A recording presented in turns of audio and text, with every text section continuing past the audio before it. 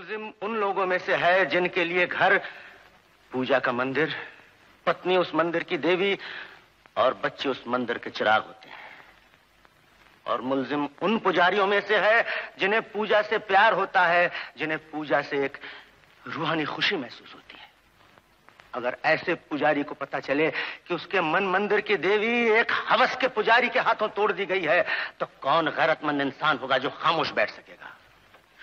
फिर भी मुल्जिम ने ठंडे दिल से समझदारी से काम लिया। उसने अपने बेवफा दोस्त को मौका दिया कि वो गलती को सुधार ले, लेकिन वो किसी भी पहलू तैयार न हुआ। मेंबरान जूरी, जब झूठ और सच में मुकाबला होता है तो झूठ कमजोर पड़ जाता है। जब कमजोर और बहादुर में मुकाबला होता है तो कमजोर पहले वार करता है। यही है कुदरत का दस्तूर और बिल्कुल यही अनिल साहनी और अशोक श्रीवास्तव के साथ हुआ। अच्छाई और बुराई के दरमियान एक खतरनाक झगड़ा हुआ जिसमें कुदरत खामोश न बैठ सकी। ये अपनी तरफ मुतासिर करती हुई आवाज है महान अभिनेता, एक अजीम शख्सियत जनाब अशोक कुमार साहब की। चौड़ी पेशानी, होठों पर मुस्कुराहट, एक बावकार शख्सियत, हाथों में सिगार या सिगरेट। यही अंदाज था दादा मुनी का। जी हाँ, अशोक कुमार साहब, जिन्हें हम सब प्यार से दादा मुनी भी कहते हैं। आंखों का डॉक्टर मैं हूँ और दिल का डॉक्टर ही है। आप बड़े हो।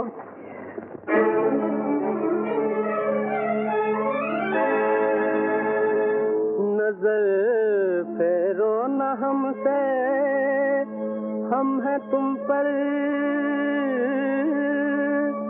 मरने वालों में।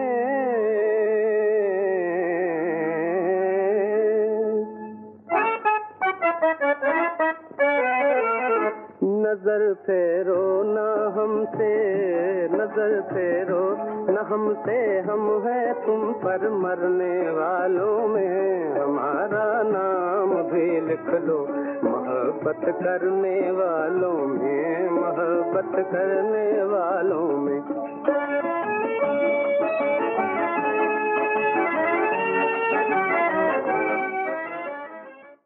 वैसे हमको मालूम है कि उनका असली नाम कुमुदलाल गांगुली था। भागलपुर में पैदाइश हुई 13 अक्टूबर 1911 को। वैसे तो हम काफी कुछ उनके बारे में जानते हैं, लेकिन आज उनकी एक्टिंग के पहलू पर बात करेंगे। कुछ ऐसा काम जो कई लोग जानते हैं और कुछ ऐसा काम भी जिन्हें काफी लोग नहीं जानते, खासकर कि हमारी यंग जनरेशन। पूछो इन सबसे, इन माओ बहनों बेटियों से पूछो, क्या उनका दिल भी यही कहता है जो उनकी जबान कहती है? मेरा इंसाफ कहता है शांता का ब्याह होगा, जरूर होगा। यह मेरी जिंदगी का आखिरी फैसला है, यह मेरी जिंदगी का।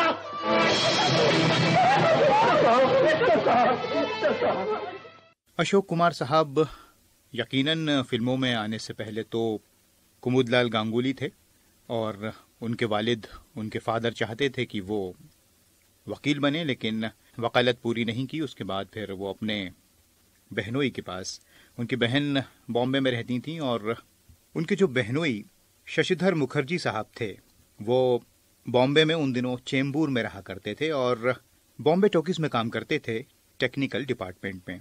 बस उसके बाद अशोक कुमार साहब यहाँ आ गए और हीरो तो वो कतई नहीं बनना चाहते थे। लैब में उनको काम मिल गया और बहुत खुश थे, लेकिन किस्मत जो होती है ना, वो बड़े निराले खेल खेलती है और यही हुआ। जीवन नैया फिल्म में उनको काम करने का मौका मिला। बात है 1936 की। इसमें उनके साथ रहीं देविका रानी जी।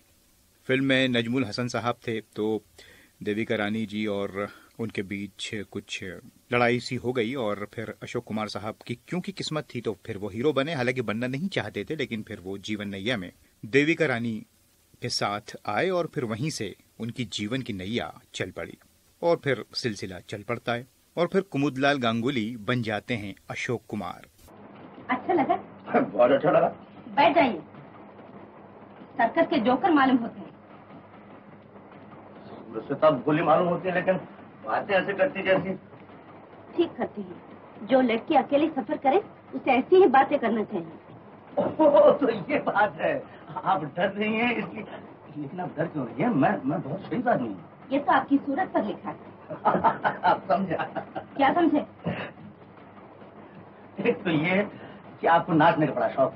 ये मेरी सूरत पर लिखा है? सूरत पर नहीं, टांगों पर। अभी आपके टांगे लटकी की यूं गाड़ी चल रही थी और आप यूं कर रही थी यूं। उसी वक्त मैं समझ गया कि आप नाचना जानती हैं। जी हाँ, मैं नाचती हूँ और नचाती भी हूँ। अच्छा, आप नचाना भी जानती हैं? मुझे आप ही जैसे लड़के की जरूरत थी। Shut up. नहीं, ये मतलब नहीं। मुझे ऐसी वैसी लड़की मत समझिए। आप चुपचाप अपनी सीट पर जाके सो जाइए। बॉम्बे टॉकीज से ये सफर शुरू होता है, फिर धीरे धीरे धीरे बातें बहुत सी हैं, लेकिन हम उन पर बात नहीं करेंगे। वैसे तो कई फिल्में हैं, लेकिन कुछ जो बेहद दिल के करीब फिल्में हैं उन पर हम बात करेंगे। उनकी जो डायलॉग डिलीवरी है, उनका जो परफॉर्मेंस है, उस पर। क्योंकि अशोक कुमार साहब की शख्सियत इतनी बड़ी है, उसको किसी एक कार्यक्रम में समेटा ही नहीं जा सकता।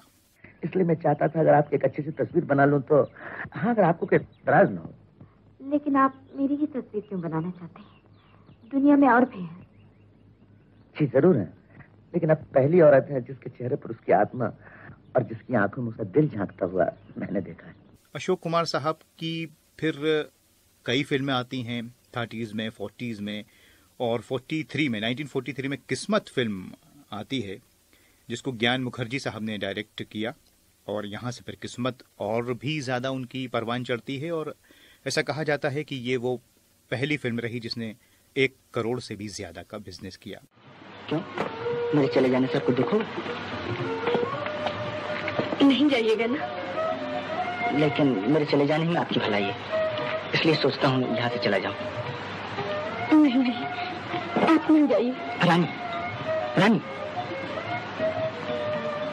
अच्छा मैं नहीं जाऊंगा, मैं वादा करता हूँ।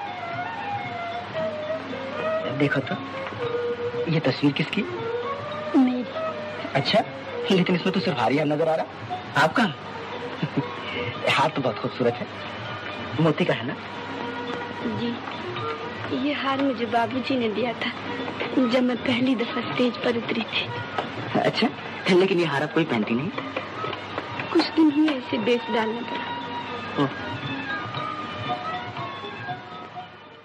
उसके बाद फिर वक्त चलता रहा। कई फिल्में आती हैं, शिकारी 46 में, साजन, फिर महल आती है। महल फिल्म हम सब जानते हैं, उसमें मधुबाला थी। वो फिल्म आती है कमाल अमरोही साहब की।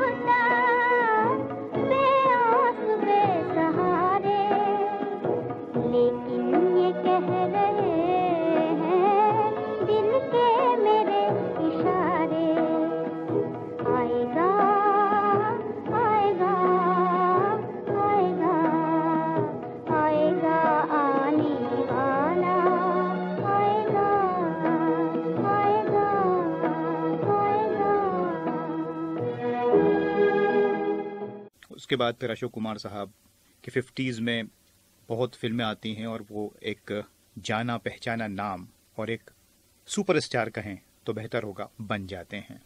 अशोक कुमार साहब हीरो तो रहे, और हम सब जानते हैं कि वो कितने कामयाब रहे।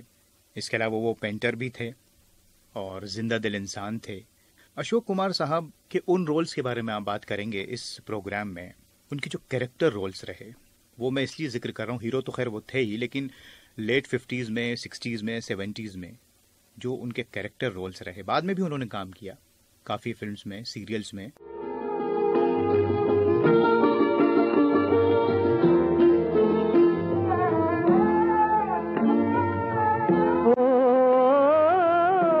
जग में रहा मैं, जग से पराया, जग में रहा मैं, जग से पराया, साया भी ना आया। हंसने के दिन भी, हंसने के दिन भी रो के गुजारे तेरे बिन सोने। नयन हमारे तेरे बिन सोने। बाट तकत गए साँझ सका रे है तेरे बिन सोने। मीना कुमारी जी के साथ उनकी कई फिल्में आई, काफी लंबा साथ रहा। और इसके अलावा मीना कुमारी जी, प्रदीप कुमार और अशोक कुमार साहब, इन लोगों ने काफी फिल्मों में साथ काम किया, जिसमें चित्रलेखा, आरती, भीगी रात और बहू बेगम शामिल है। माफ कीजिएगा बात, हमें यहाँ नहीं आना चाहिए था, लेकिन सुरैया की जिद ने हमें मजबूर कर दिया। एक ऐसा गुनाह किया हमने जिससे हमारा जमीर कभी माफ नहीं करेगा। मजबूरियों को गुनाह नहीं कहते नवाब साहब, खुदा नियत को देखता है। शुक्र है खुदा का, आप अपने सीने में एक दर्दमंद दिल रखती हैं और दूसरों की मजबूरियों को समझती हैं। आप भी एक दर्दमंद इंसान हैं नवाब साहब। क्या ये मुमकिन है कि आप मुझे माफ कर दें? हम माफ कर दें? हमारा कौन सा गुनाह किया?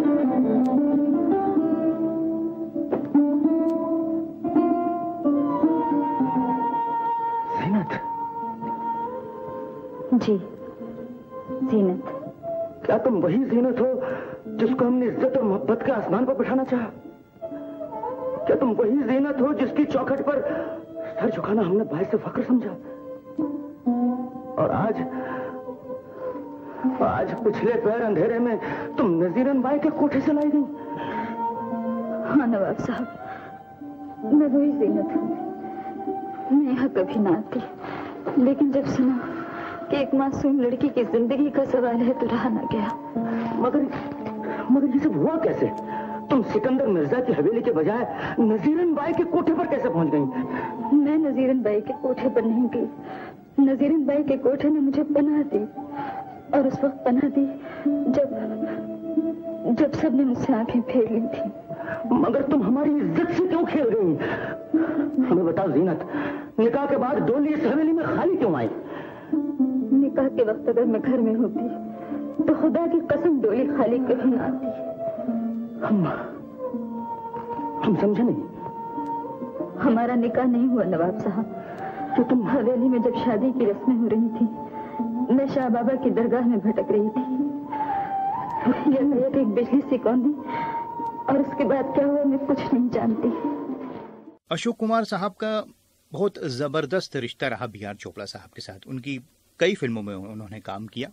कानून में जज बद्री प्रसाद का रोल निभाया था अशोक कुमार साहब ने। मैं सुन रहा हूँ। सुनने से काम नहीं चलेगा। झा साहब सीनियर जज हैं, हमारे बुजुर्ग हैं, इसलिए मैं उनकी बात काटना नहीं चाहता। लेकिन मिस्टर झा, जो इत्तेफाक आज हुआ वो पहले भी हुआ होगा, कल भी हो सकता है। गोया आप भी मौत की सजा के खिलाफ हैं? जी हाँ, आप तो जानते हैं मैंने आज तक किसी को मौत की सजा नहीं दी, क्योंकि मैं समझता हूँ कि हमारे इंसाफ का दारोमदार सिर्फ गवाही पर है, और गवाही सही गलत दोनों हो सकती है। अशोक कुमार साहब की खासियत ये रही कि अब क्योंकि हम उनके कैरेक्टर्स के बारे में बात कर रहे हैं, जो रोल उन्होंने निभाए, तो जब वो जज बने तो जज लगे, जब वकील बने तो वकील लगे। ऐसा लगता था कि ये जो जिरह कर रहे हैं कोई असलियत में वकील है। और साहब जब वो नवाब बने, चाहे वो मेरे महबूब हो या बहू बेगम हो या बेनज़ीर फिल्म हो, तो फिर वो नवाब ही लगे। शेरवानी में जो वो जमते थे तो देखने वाले नवाब भी उनको नवाब ही समझते थे। आप देखिए मेरे महबूब में नवाब बुलंद अख्तर चंगेजी का किरदार। खुदावंदा, मैं अपने पुरखों की इतनी बड़ी जिल्लत और रुसवाई बर्दाश्त नहीं कर सकता। इस बर्बादी का लुटा हुआ मंजर अपनी आंखों से देखने से पहले मैं अपनी जिंदगी खत्म कर रहा हूं। परवरदिगार, इस खुदकुशी को मैं अपने बाप दादा की चौखट पर सजदा करके इबादत का दर्जा दे रहा हूं। तू इसे गुनाह न समझना।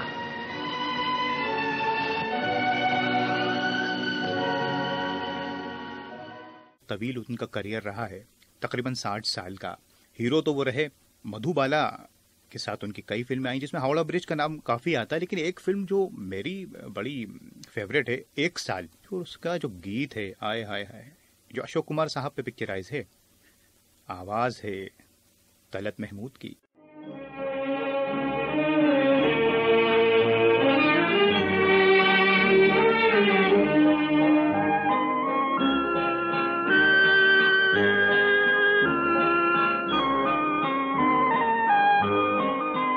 हम बदनसीब प्यार की रुसवाई बन गए, हम बदनसीब प्यार की रुसवाई बन गए, खुद ही लगा के आग तमाशाई बन गए, तमाशाई बन गए।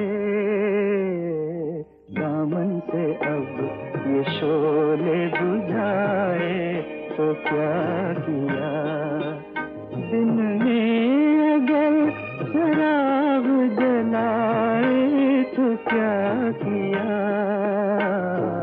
सब कुछ लुटा के होश में आए तो क्या किया। दोस्तों, जिक्र मैंने किया था कि मीना कुमारी जी के साथ उनकी काफ़ी फिल्में आई और बहुत, एक ही रास्ता, फिर बहुत फिल्में उनकी आई एक के बाद एक के बाद। और ख़ासियत ये रही उनकी कि मीना कुमारी की वो हीरो भी रहे, चाहे वो आरती फिल्म हो, भीगी रात हो, लेकिन वही मीना कुमारी उनकी बेटी भी बनी पाकीज़ा में। मुझे भी अपने साथ जरूर ले जाना, बहरहाल ले जाना, अपने बारात के साथ। चचा जानिए, आप बारात के साथ जाएंगे, डोला आप ही के हाथों से उठेगा चचा जानिए। गुमराह फिल्म को अगर आप देखें बी आर चोपड़ा साहब की, उसमें माला सिन्हा उनके साथ उनकी वाइफ का उन्होंने रोल किया, लेकिन वही माला सिन्हा बहू बेटी में उनकी बहू बनती हैं, नई रोशनी में बेटी बनती हैं। तो ये अशोक कुमार साहब ही कर सकते थे। औरत का दूसरा नाम घर है। औरत भटकती है तो उसके साथ साथ पूरा घर भटकता है, पूरा खानदान बिगड़ता है, पूरा मुल्क, पूरी कौम, पूरी नस्ल गुमराह होती है। तो उस सीमा से बाहर जा रही थी जिसे लक्ष्मण रेखा कहा जाता है, जिसे अपवित्र करने का अधिकार किसी औरत को नहीं। किसी औरत को यह हक नहीं कि वो घर की चार दीवारी की खूबसूरती और शान को बर्बाद कर दे।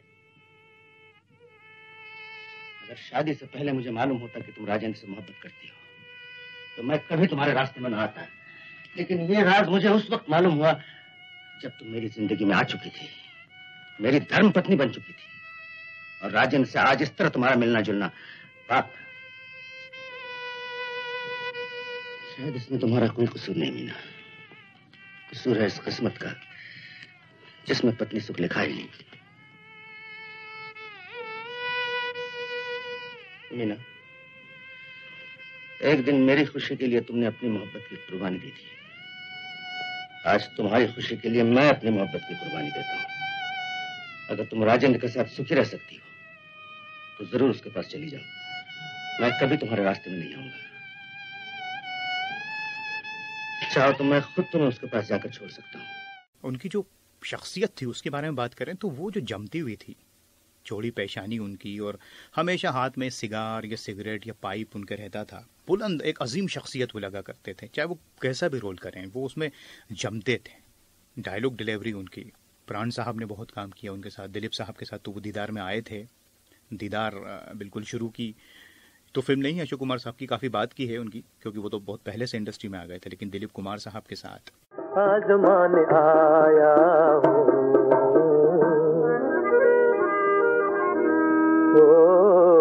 बहा भी दे मेरी हालत पे आज दो आंसू। फिर 70s में उन्होंने काफ़ी फिल्में की, जैसे मिली शामिल है, खूबसूरत शामिल है, फिर एक बाद में एक फिल्म आती है शौकीन, सबने देखी होगी। तो कई फिल्में तो उनकी इतनी हैं कि मैं जैसे कि नाम लूं तो कई ऐसी फिल्में हैं कि कई लोगों ने नहीं देखी होंगी, लेकिन वो और भी ज़्यादा मकबूल फिल्में हैं। जैसे धर्मपुत्र अगर आप देखें उसमें क्या रोल है उनका, छोटा सा रोल है लेकिन बड़ा इम्पोर्टेंट है। बहू बेटी है, मेहरबान है। ऐ मेरे दोस्त, ऐ मेरे हमदम, मेरे मोहसिन, मेरे करम फरमा, वो मेरा गम था या खुशी मेरी, हर जगह तूने मेरा साथ दिया। ऐ मेरे दोस्त, ऐ मेरे हमदम।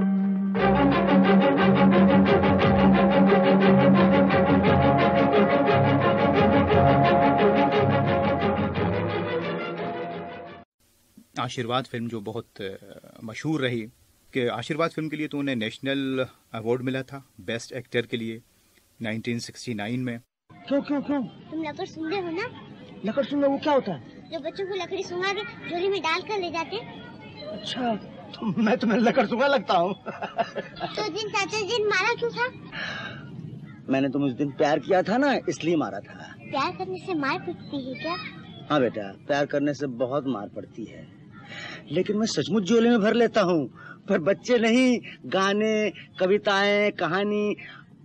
वो शीशे वाले पर याद है?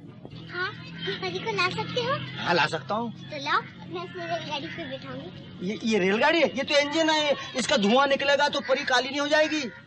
हाँ। तो तुम रेलगाड़ी ला सकते हो? ला तो नहीं सकता, लेकिन बना जरूर सकता हूँ। तो बनाओ। बनाओ, आओ मेरे साथ। इसके अलावा काफी उनको इनामात मिले। 1999 में पद्म भूषण से सम्मानित किया गया, और फिल्मों की दुनिया में जो सबसे बड़ा सम्मान होता है दादा साहिब फाल्के अवार्ड, उससे उन्हें सम्मानित किया गया 1988 में। इतना लंबा उनका करियर रहा है, लेकिन बात वही होती है कि लोग खाली वो चंद फिल्मों में रह जाते हैं और जो गहराई होती है फिल्मों में उन तक नहीं पहुंच पाते। तो मैंने जो उनकी अशोक कुमार साहब की फिल्में देखी, चित्रलेखा में वो कुछ और हैं। जानती हो निराकार किसे कहते हैं? हाँ गुरुदेव, जिसकी कोई सूरत न हो, जो सामने दिखाई न दे। और साकार? जो सामने दिखाई दे, जिसकी सूरत हो। तो निराकार के आधार पर मन नहीं लगा सकता चित्रलेखा। मेरा इधर पुकार पुकार कर कहता है साकार साकार। और ममता फिल्म को कौन भूल सकता है? ममता, बीच में कई उनकी फिल्में आती हैं, और हर एक्ट्रेस के साथ, हर एक्टर के साथ, हर एक्ट्रेस के साथ, या फिर किसी का उन्होंने बाप का रोल किया, किसी के भाई का रोल किया। लेकिन एक फिल्म मुझे याद आ रही है, उसका जिक्र नहीं किया तो बात अधूरी रह जाएगी। 1962 में वहीदा रहमान जी के साथ फिल्म आई थी राखी, जिसमें ये दोनों भाई बहन बने थे, और ये फिल्म आपके दिल को हिला देगी। साथ में प्रदीप कुमार थे, गाने बहुत मशहूर थे, और फिर उसके बाद वहीदा जी ने हमेशा उनको अपना भाई माना। फिल्म भी कामयाब, गाने भी कामयाब, और दिल को छू लेने वाली फिल्म राखी। तू बच्ची थी, तुझे मैं लोरी गा के सुलाया करता था। कितने अच्छे दिन थे वो। क्या वो दिन अब फिर आएंगे राधा? राधा, तुझे कुछ याद है? राधा, तुझे कुछ याद है? हाँ भैया, मुझे सब कुछ याद है। ये भी याद है कि किस तरह जमाने ने हम दोनों को अलग कर दिया। तुम्हारे चले जाने पर मैंने तुम्हें कहाँ कहाँ नहीं तलाश किया। अब तो तुम आ गए हो, अब हम हमेशा एक साथ रहे, अब कभी नहीं जुदा होंगे। कि अब तुम मुझे छोड़ के कभी नहीं जाओगे। बोलो भैया, बोलो, अब तुम मुझे छोड़कर तो नहीं जाओगे ना?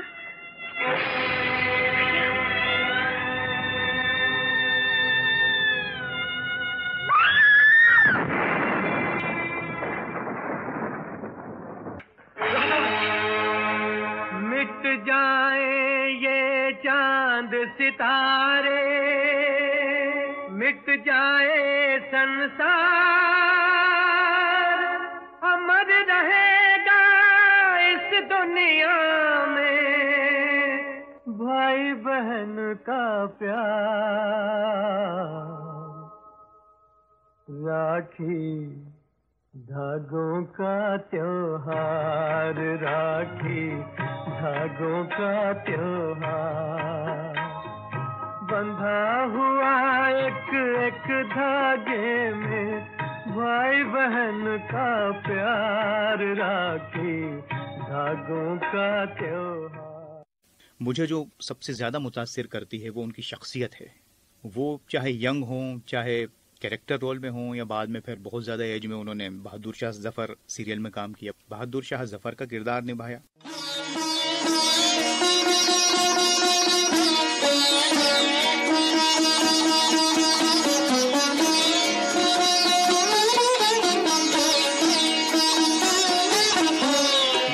किसी की आँख का नूर हूँ, ना किसी के दिल का करार हूँ, ना किसी की आँख का नूर हूँ, ना किसी के दिल का करार हूँ, जो किसी के काम न आ सके, जो किसी के काम न आ सके, मैं वो एक मुश्ते गुबार हूँ, न किसी की आँख का नूर हूँ। ऐसा लगता था कि कोई एक बहुत ही मयारी शख्सियत, बहुत ही कोई आला किस्म का इंसान है और हम उससे रूबरू हैं, उसे देख रहे हैं। उनको देखकर ऐसा लगता था कि क्या इनका स्टाइल है, कपड़े पहनने का, बात करने का, सिगार पीने का, बिल्कुल अलग, बहुत ही ज्यादा वो चीज़ उनको अलग करती है, अजीम करती है। उनकी डायलॉग डिलीवरी अगर आप देखें, महसूस करें। अपने ऑफिसर्स को कभी अधूरी खबर नहीं देनी चाहिए। मैं कुछ समझा नहीं सर। तुम समझ तो जरूर गए हो, मेरा मतलब है ये तुम्हारी गेस्ट है या और कुछ? सर वो वाह कमाल ऑफिसर। सर हम एक दूसरे को चाहते हैं। That's better. एंगेजमेंट हो गया? सर अभी कुछ दिन पहले तो इनकी जान पहचान हुई। ऐसी तो क्या हुआ? एयरफोर्स के ऑफिसर का हर काम जेट स्पीड से होना चाहिए, हर सेकंड कीमती होता है, isn't it so? Oh, that means 30 seconds to 7. We have to go inside. Allow me, please. Thank you. Allow me, please. अरे बेटी तुम कहाँ चली गई थी? मैं तुम्हें ढूंढ रहा था। ये है मेरे पिताजी। How do you do? Introduce me. This is A. Commodore Ganguly और I am Dr. Gopal Tripathi. Very nice meeting you indeed. How do you do? I'm very happy to see you and congratulations. Why? क्योंकि आप एक ऐसी लड़की के पिता हैं जिससे एयरफोर्स में ही होना चाहिए था। क्यों? मैं समझा देता हूँ। एयरफोर्स के ऑफिसरों में दो खूबियों होना जरूरी है, एक तेज नजर, दूसरी तेज रफ्तार, जो आपकी लड़की में है। मैं फिर भी नहीं समझा। मैं फिर समझा देता हूँ। देखिए इतने ऑफिसरों में से आपकी लड़की की नजर ने हमारे सबसे बेहतरीन ऑफिसर को चुना। इसका मतलब है तेज नजर, और 2 ही दिनों की मुलाकात में मोहब्बत हो गई। इसका मतलब है तेज रफ्तार। Am I right? Now I get you. Thank you very much. 13 अक्टूबर को जब वो पैदा हुए थे 1911 को, 10 दिसंबर 2001 को वो दुनिया से गए।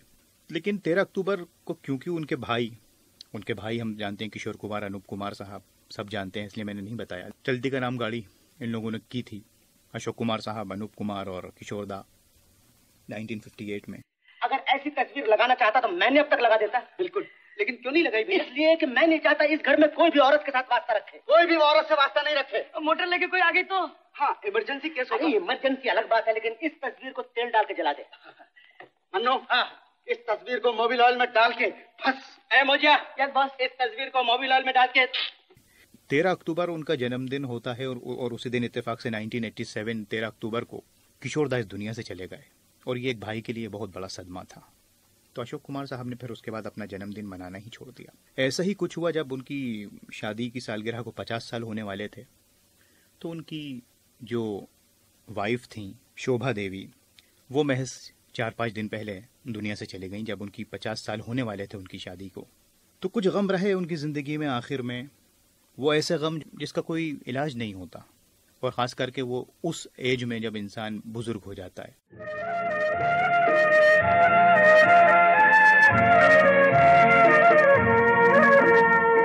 आँख में आंसू कहाँ रो दूं जो अपने हाल पर, आँख में आंसू कहाँ रो दूं जो अपने हाल पर, आ गई जो अपने गम पर उस हंसी को छीन ले, या मेरी मंजिल बता या जिंदगी को छीन ले।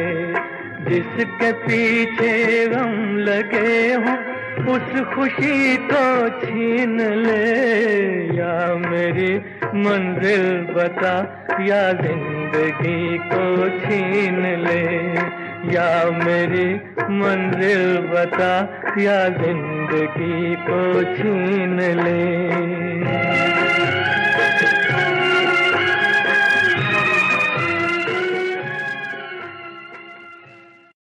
खैर यही लाइफ है, यही जिंदगी है, लेकिन अशोक कुमार साहब ने जो काम किया दादा मुनि ने, उसको तो मैं ये समझता हूँ कि जब तक सिनेमा का इतिहास लिखा जाएगा जब भी, तो ये एक ऐसा चैप्टर है अशोक कुमार साहब का जिसको पढ़े बिना सिनेमा अधूरा रहेगा, और जो भी कुछ लोग सीखना चाहते हैं वो नहीं सीख सकते अगर उन्होंने अशोक कुमार साहब के चैप्टर को नहीं पढ़ा। इससे ज़्यादा मैं नहीं कह सकता, और मेरे पास लफ्ज़ नहीं है, क्योंकि इतने अजीम लोगों के बारे में, इतने ग्रेट एक्टर के बारे में, उनके बारे में प्रोग्राम करना बहुत मुश्किल है, बहुत मुश्किल है। लेकिन मैंने कोशिश की कि अपनी तरफ से कोशिश करूं और आप लोगों तक कुछ अच्छी बात पहुंचे, तो ये मेरी कोशिश थी। और ऐसे महान दादा मुनि को, अशोक कुमार साहब को, फराज का बार बार ट्रिब्यूट है, खराज अकीदत है। और हमारे पास उनकी फिल्में हैं जो उन्होंने किरदार निभाए हैं, उनको हम देखें और ये सोचें कि एक अजीम इंसान, एक अजीम अदाकार इतना अजीम किस तरह से बनता है। ये कोई मामूली बात नहीं है। अब आपसे विदा लेता हूँ, अपने दोस्त फराज को इजाज़त दीजिए। नमस्कार, खुदा हाफिज।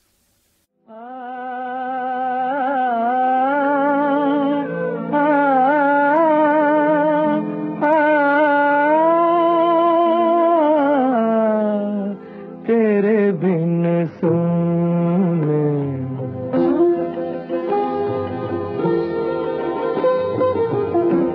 तेरे बिन सोने नैन हमारे, तेरे बिन सोने बाट तकत गए साँझ सका रे, तेरे बिन सोने।